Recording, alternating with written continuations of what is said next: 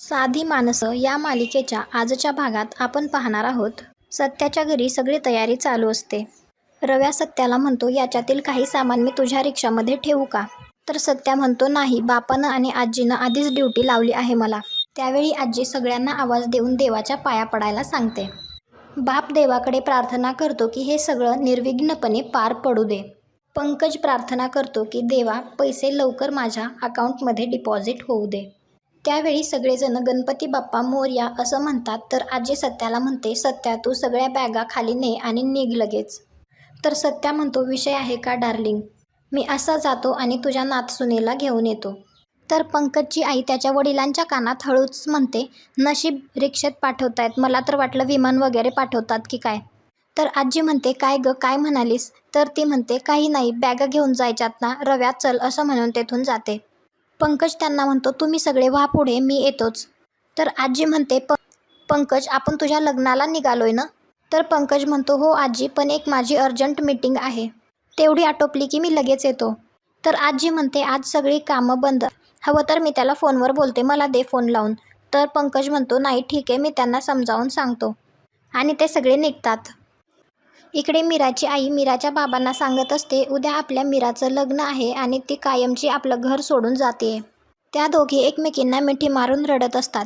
तर तिची आई तिला समजावते, रडू नकोस, आपण चांगल्या कामासाठीच निघालोय ना, आणि तूच म्हणत होतीस ना की रडलेलं दादांना आवडत नाही, मग रडू नकोस. आणि ते सगळे निघणार. तर तेवढ्यात मीरा आईला थांबवते आणि दादांचा फोटो हातात घेऊन म्हणते, दादा, तुम्ही पण चला माझ्यासोबत.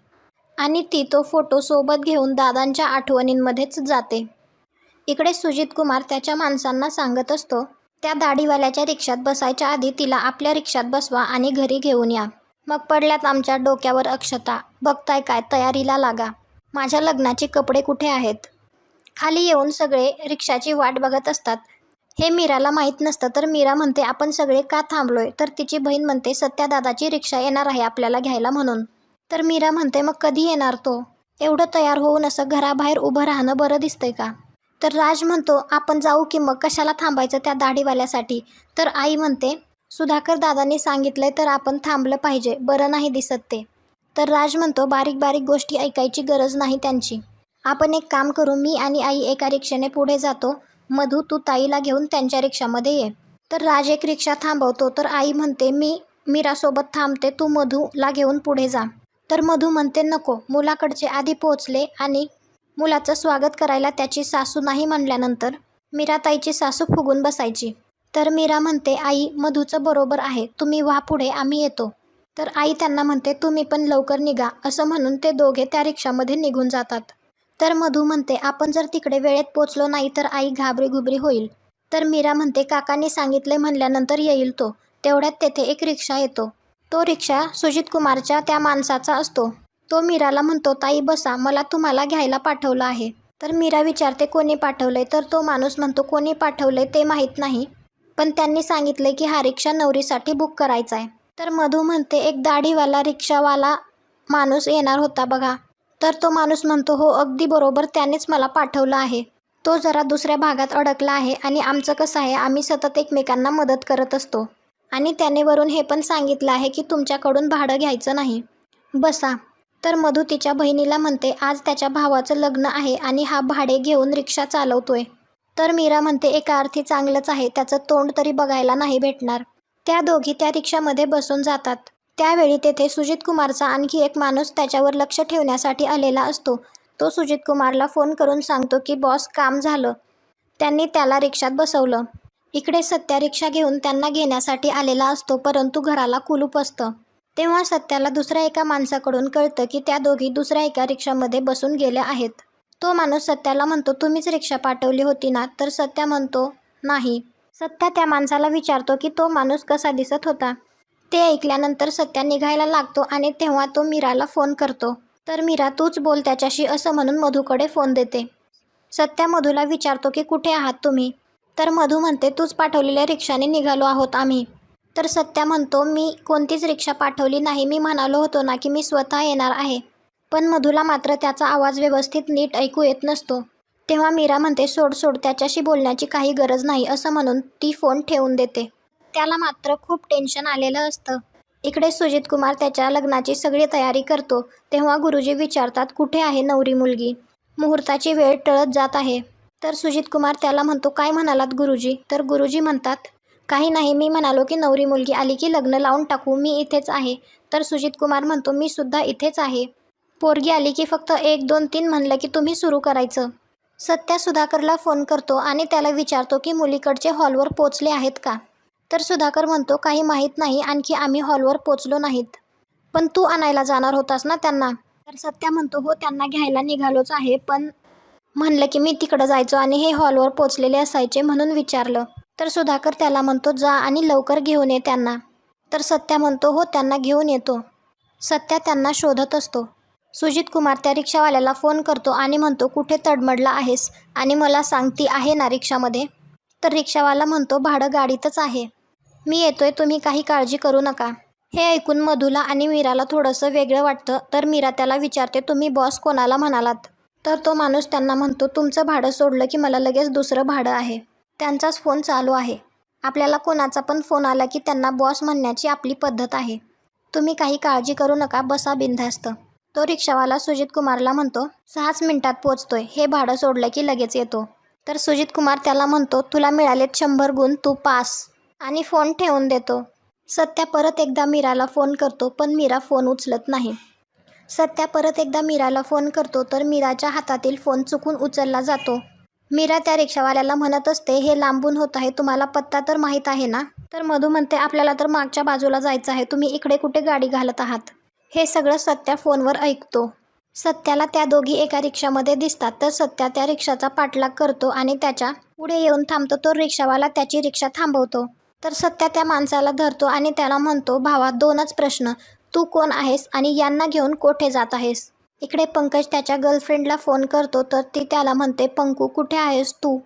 तू माझा फोन पण उचलत नाहीयेस, लग्न जसं जवळ येत आहे तसं तसं तू माझ्यापासून दूर जात आहेस.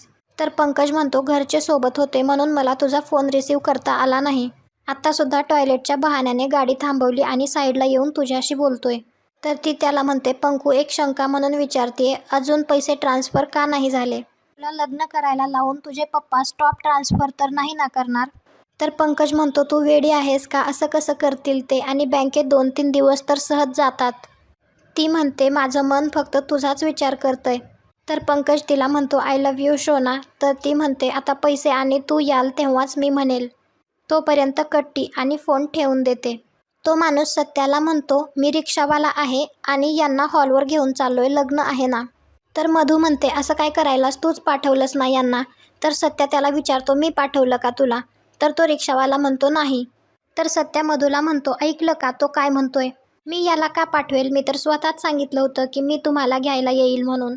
वाटेत पोलिसांनी अडवलं म्हणून वेळ लागला, पण तुम्हाला एवढी काय घाई होती निघायची? तर मीरा विचारते, मग हा कोण आहे? तर तो माणूस म्हणतो, मला वाटलं तुम्ही मला बोलावलं आहे, कदाचित दुसऱ्या कोणाला तरी न्यायचं असेल. मला 2 मुलींना पिकअप करायचा निरोप होता. तर सत्या त्याला म्हणतो, आत्ता माझ्याकडे वेळ नाही, नाहीतर तुला दाखवलं असतं पिकअप कसा करायचा ते. चल निघ. तो माणूस सत्याला म्हणतो, आता जर मी भाडं घेतलंच आहे तर मला सोडू द्या की, माझ्या पोटापाण्याचा प्रश्न आहे. तो मीराला रिक्वेस्ट करतो, तुम्ही जाऊ नका याच्यासोबत. तर मीरा म्हणते, ठीक आहे, जाऊ दे, सोड. तर सत्या म्हणतो, तू काय डोक्यावर पडली आहेस का? तर मीरा म्हणते, हो. तू वेळेवर का नाहीस आला? गरिबांना 4 पैसे मिळू दे की. अख्ख्या सांगलीत काय तुझ्या एकट्याचीच रिक्षा आहे का? तर सत्या तिला म्हणतो, आपली सांगली लय चांगली, पण फक्त सत्याच्या रिक्षामध्ये जाऊन बसायचं. तो माणूस सत्याला म्हणतो, ओ भाऊ, तुम्ही माझं नुकसान करताय. माझ्या गरिबाच्या पोटावर का पाय देताय तुम्ही? जाऊ द्या मला यांना घेऊन. तर सत्या त्या माणसाचं मीटर बघतो आणि त्याला त्याचं भाडं देतो. तर मीरा म्हणते, जाऊ दे की. तर सत्या म्हणतो, कसं आहे, माझ्या आजीची ऑर्डर आहे तर मला करावंच लागेल. मीरा त्या रिक्षावाल्याला सॉरी म्हणते आणि सत्याच्या रिक्षामध्ये येऊन बसते. तर सत्या त्या रिक्षावाल्याला म्हणतो, आता वाचला आहेस तू. मीरा मधूला म्हणते, गेलो असतो आपलं उगाच हा मध्ये आला. तर मधू म्हणते, बरं झालं हा आला, त्यांच्यासोबत कसं तरीच वाटत होतं. सत्या रिक्षामध्ये येऊन तिला म्हणतो, तू माझ्याबद्दलच बोलायलीस वाटतं. तर मीरा म्हणते, आमच्याकडे काय दुसरे विषय नाहीत का बोलायला? आणि तू आहेस कोण तुझ्याबद्दल बोलायला? सांगलीचा राजा आहेस का? तर मधू मीराला शांत बसायला सांगते पण मीरा काही शांत बसत नसते. तेव्हा सत्या रिक्षाचा हॉर्न वाजवतो जोराजोरात. तर मीरा गप्प बसते. सत्या त्यांना रिक्षामध्ये घेऊन जातो. इकडे तो रिक्षावाला सुजित कुमारला फोन करून सांगतो की वहिनी आणि तिची फ्रेंड रिक्षामधून उतरली आहेत. तर सुजित कुमारला वाटतं की ती इथे येऊन उतरली आहे आणि तो त्याला म्हणतो, तू मीराला इथे आणल्याबद्दल तुला 100 पैकी 110 गुण. तर तो रिक्षावाला म्हणतो, तसं नाही, तो दाढीवाला रिक्षावाला आला आणि त्यांना घेऊन गेला. हे ऐकून सुजित कुमार त्याला म्हणतो, तू इकडे ये, तुला उलटा टांगून मिरचीची धुरीच देतो. गुरुजी त्याला विचारतात, कधी लावायचं आहे लग्न? सुजित कुमार त्याला म्हणतो, आता तुझंच लावतो लग्न, थांब पनवती. इकडे राज आणि आई हॉलवर पोचलेले असतात, पण त्या दोघी अजून पोचल्या नाही म्हणून आई त्यांची काळजी करत असते. ती राजला फोन करून बघायला सांगते. तेवढ्यात तेथे मीरा आणि मधू पोचतात. तर आई विचारते, तुम्ही तर आमच्या मागोमाग निघाला होता, मग एवढा कसं काय उशीर झाला? तर मधू म्हणते, आधी आत जाऊ, मी तुला नंतर सांगते. मीरा सत्याला पैसे देत असते आणि म्हणते, हे घे तुझं भाडं. तर सत्या म्हणतो, तुलाच ठेव. हे भाडं नव्हतं, मला माझ्या आजीने दिलेली जबाबदारी होती. तर तिला तिची आई समजावते आणि घेऊन येते. भिंतीवर मीराचं लग्नाचं बॅनर लावलेलं असतं, तर ते पाहून मीरा खुश होत असते. तर तेवढ्यात सत्या तिच्या पुढे येऊन उभा राहतो आणि तिला म्हणतो, जगात आणखीन पण चांगली मुले आहेत. आणखीन एकदा विचार कर, अजून वेळ गेलेली नाही. शेवटच्या मिनिटापर्यंत विचार कर. पळून जावं असं वाटलं तर आपली रिक्षा आहे बाहेर. तर मीरा म्हणते, बघितलं का, हा असा आहे, याच्याबरोबर कुठे बाहेर जायचं म्हणलं तर अवघड आहे. 5 मिनिटंसुद्धा सहन नाही करू शकत या माणसाला. तर सत्या म्हणतो, ज्याच्याशी तुझं लग्न होणार आहे त्याला तरी कुठे सहन करू शकणार आहेस तू? दिसतं तसं नसतं. डोकं शांत ठेवून विचार कर, फक्त भांडून काही होत नसतं. तर मीरा म्हणते, मी तरी कुठे तुझ्या नादी लागले आणि चला असं म्हणते. तर सत्या म्हणतो, जा जा, मी पण नाही थांबणार येथे. लग्नाचा तमाशा मला बघायचाच नाही, जा तू. सत्या त्याच्या रिक्षाकडे जात असतो आणि मीरा हॉलमध्ये जात असते. तर त्यावेळी मीराचा पदर सत्याच्या घड्याळामध्ये अडकतो. मीरा आणि मीराच्या घरचे आतमध्ये जातात तेव्हा मधू थांबून सत्याला विचारते, दादा तू आतमध्ये नाहीस का येणार? तर सत्या म्हणतो, नाही, याच्यापेक्षा महत्त्वाचे कामं आहेत मला. त्यावेळी सत्या मीराला ओरडून म्हणतो, विचार जर बदलणार नसलीस तर बेस्ट ऑफ लक. देव तुझं भलं करो. वधू पक्षाची व्यवस्था एका रूममध्ये केलेली असते. तर मधू आईला म्हणते, आई, जिजूंच्या वेलकमची तयारीसुद्धा केली पाहिजे ना? आणि राजला घेऊन बाहेर जाते. मीरा दादांचा फोटो टेबलवर ठेवून त्यांना म्हणते, आलो आपण लग्नाच्या हॉलवर. कसं आहे सगळं? भारी आहे ना? दादा, तुम्हाला असंच लग्न पाहिजे होतं ना? आईला मात्र सत्या तसं बोलल्यामुळे खूप काळजी वाटत असते. मीरा आईला विचारते, काय झालं? तर आई म्हणते, तो सत्या असं का बोलला असेल? तुझ्या आणि पंकजरावांच्या लग्नाला विरोध का आहे त्याचा? तो पुन्हा पुन्हा तेच तेच का बोलत आहे? तर मीरा म्हणते, त्याचं काय ऐकायलीस तू? एक नंबरचा वेडा आहे, काही पण बोलतो. तू त्याच्याकडे लक्ष देऊ नकोस. आपण इकडे आलोय ना, मग इकडची तयारीची काळजी घे. पंकज आणि त्याच्या घरचे गाडीमधून आलेले असतात. मीराच्या घरचे त्यांच्या स्वागतासाठी उभारलेले असतात. तर सुधाकर म्हणतो, ताई, तुम्ही तुमच्या जावयाला ओवाळून घ्या, म्हणजे आम्ही आत यायला मोकळे. मीराची आई आणि मधू दिवा लावत असतात, परंतु दिवा लागतच नसतो. मग आजी सांगतात, तेलाचं बोट लावून वात पेटव.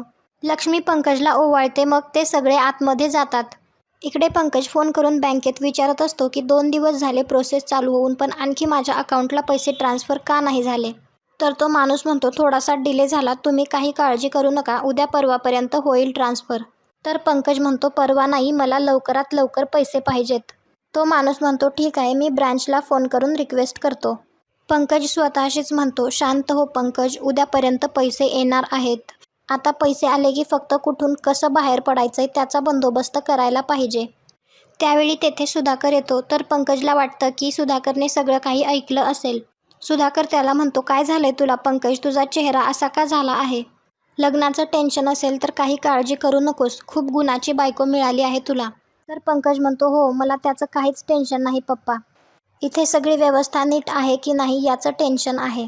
पंकज फोनमध्ये बघत असतो. तर सुधाकर त्याचा फोन घेतो आणि म्हणतो, आता तरी हा फोन सोड, आज तुझं लग्न आहे आणि काही काळजी करू नकोस, सगळी व्यवस्था तुझ्या मनासारखी आहे.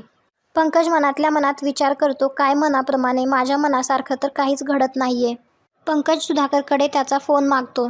तर सुधाकर त्याला म्हणतो, आता मीराचा विचार कर आणि लवकर तयार होऊन बाहेर ये. हळदीच्या कार्यक्रमाची सगळी तयारी चालू असते. त्यावेळी सुधाकर त्याच्या आईला विचारतो, सत्यजितला बघितलंस का? तर आजी म्हणते, नाही बघितलं. इकडे सत्या स्वयंपाकाच्या ठिकाणी दारू पीत बसलेला असतो. त्यावेळी सत्याला सुधाकरचा फोन येतो आणि सुधाकर त्याला विचारतो, तू कुठे आहेस? येथे पंकजला हळद लावत आहेत. तर सत्या म्हणतो, तुम्ही लावा ना हळद, मी नसतो येत. आजी सत्याला म्हणते गपचूप इकडे ये, नाही तर तू जिथे आहेस तेथे मी येईल. तर पंकज तेथे येऊन लगेच म्हणतो आजी माझ्या लग्नात तो येत नाही हे बरंच आहे की. तर आजी म्हणते असं का बोलत आहेस, तो भाऊ आहे तुझा. तेवढ्यात तेथे पंकजची आई पण येते. ती पंकजला म्हणते छान दिसत आहेस आणि सगळ्यांना विचारते काय झालं. तर पंकज म्हणतो बघ ना मम्मा, त्या सत्याला यायचं नाही तरी हे फोन करून जबरदस्ती बोलावत आहेत. तर आई म्हणते कशाला पाहिजे ती पनवती, नाही आहे तेच बरं आहे. तो येऊन तरी काय करणार आहे, काही कोणाचं अडणार नाही. हे सगळं सत्या फोनवर ऐकत असतो. सुधाकर तो फोन घेऊन सत्याला लवकर ये असं म्हणून सांगतो. तर आई म्हणते रवी आहे ना इथे, नाहीतरी तो इथे येऊन वेगळाच धिंगाणा घालणार आहे. तर आजी म्हणते तुम्ही गप्प बसा दोघं, लग्न कार्यामध्ये अख्खं कुटुंब असलं पाहिजे. तर आई म्हणते अख्खं कुटुंब ना, मग बोलवा त्याला, आम्ही दोघं जातो. आणि आई म्हणते झालं का तुमचं सगळं, लावायची का आता हळद. सत्याला मात्र हे सगळं ऐकून खूप वाईट वाटत असतं आणि तो परत दारू प्यायला लागतो. इकडे पंकजला हळद लावायला चालू असते. सगळे एका मागोमाग एक त्याला हळद लावतात. तेव्हा आजी म्हणते आता उष्टी हळद लावायची आहे, सूनबाईला बोलवा. नंतर मीराला हळद लावायला चालू असते. सगळे खूप एन्जॉय करत असतात. त्यावेळी तेथे पंकजची गर्लफ्रेंड येते आणि तिला बघून पंकजला धक्का बसतो. तो तिला बोलण्यासाठी म्हणून उठून येतो, तर तेवढ्यात सुधाकर त्याला थांबवतो. आणि आजचा भाग येथेच संपतो. पुढील भागात आपण पाहणार आहोत पंकजची गर्लफ्रेंड मीराला हळद लावते. तर मीरा तिला विचारते तुम्ही कोण आहात. तर पंकज म्हणतो ती माझी ऑफिसची कलीग आहे. ती म्हणते तुझी होणारी बायको सुंदर आहे. ती मुलगी पंकजच्या कानात म्हणते तू फक्त पैशांसाठी या मुलीशी लग्न करतोयस. पुढे काय होईल हे पाहण्यासाठी आपल्या चॅनलला सबस्क्राईब करा. भेटू उद्याच्या भागात.